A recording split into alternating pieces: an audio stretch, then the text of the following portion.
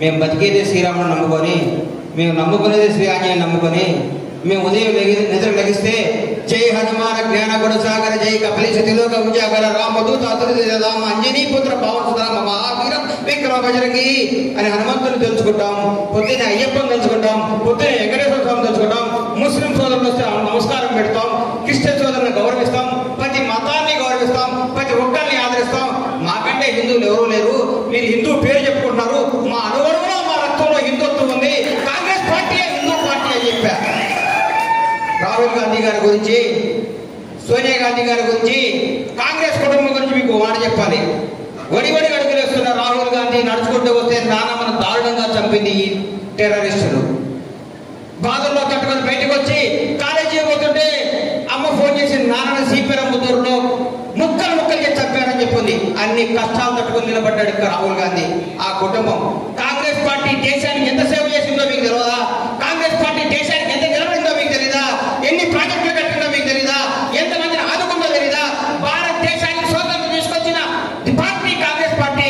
Doctor Ambedkar ఆశయాలు నిలబెట్టిన party Congress party. భారతదేశంలో ప్రపంచ దేశంలో భారతదేశానికి పట్టాన్ని గీసిన పార్టీ కాంగ్రెస్ పార్టీ. అందరినీ సగౌరవంగా గౌరవించి అభిమానించి అందరినీ హక్కులు చేసుకున్న పార్టీ కాంగ్రెస్ పార్టీ. కాంగ్రెస్ పార్టీకి ఓటేయడం గర్వం, కాంగ్రెస్ పార్టీ కార్యకర్తలు చెప్పుకోవడం నిజాయితీ, నిర్భయంగా నేను కాంగ్రెస్ కార్యకర్తను అని చెప్పుకుంటా. అడిగిండు, అరే నువ్వు టీఆర్ఎస్ బీజేపీ గారు రోజు కాదని. నేను పుట్టింది కాంగ్రెస్ వాడుగా, నేను చచ్చేది కాంగ్రెస్ వాడుగా. నాకు పార్టీలు మారటం, పార్టీల కోసం నిలబడటం తెలియదు. నేను రాజకీయాల్లో ఉంటే కాంగ్రెస్ లో ఉంటా, బయటికి పోతే పోతాయని చస్తే కూడా కాంగ్రెస్ రాది. ఎందుకంటే ఈ మూవన్నర రంగు పార్టీ కాంగ్రెస్ పార్టీ. కాంగ్రెస్ కార్యకర్త చెప్పుకునే పదకొండు నాకు ఏ గొప్ప పదవి వద్దని చెప్పిన.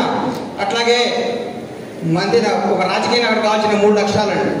ఆయన మీద ఆయనకు బాగా నమ్మకం ఉండాలి. ఆయన దగ్గరికి వచ్చే ప్రతి కార్యకర్త ఆయన నమ్మాలి. వచ్చిన ప్రతి కార్యకర్త ఆయన మర్యాద చెప్పాలి. ఈ రాష్ట్రంలో, ఈ తెలంగాణ ఆంధ్ర రాష్ట్రంలో నేను చూసిన క్యారెక్టర్, క్యాలిబర్, నిజాయితీ, నిబద్ధత, సంస్కారం, చదువు, మర్యాద, మంచితనం అన్ని పుణ్యాలు పుచ్చుకున్న దొడ్డిన చంద్రబాబు గారు చూస్తే నాకు అనుభవంగా ఉంటుంది. నిజంగా నేను చెప్తున్నా, మీ గుడికి ఇప్పుడే అన్నవాళ్ళ ఊర్లో గుడికి పోతే దర్శనం చేసుకున్నా. ఇట్లా వచ్చా కదా దత్తాత్రేయ స్వామి చూద్దామని పోయినా. ఆ ఊరు జనం మీ తండ్రి గారి గురించి, మీ కుటుంబం గురించి వాడు మాట్లాడుతుంటే నా కళ్ళలో నీడొచ్చింది. ఇంత సేవ చేసిరా చంద్రబాబు గారు. మీ జీవితం, రాజకీయ జీవితం ఇప్పుడే ప్రారంభమైంది. నా దృష్టిలో మీరు భారతదేశం గర్వంగా చెప్పుకునే స్థాయిలో కూర్చుంటారు. నేను సగర్వంగా చెప్తున్నా. అలాగే పెద్దల వెంకటస్వామి గారు, ఇందిరమ్మ సమకాలికులు, ఇందిరాగాంధీ గారితో పనిచేశారు. మహానుభావులు.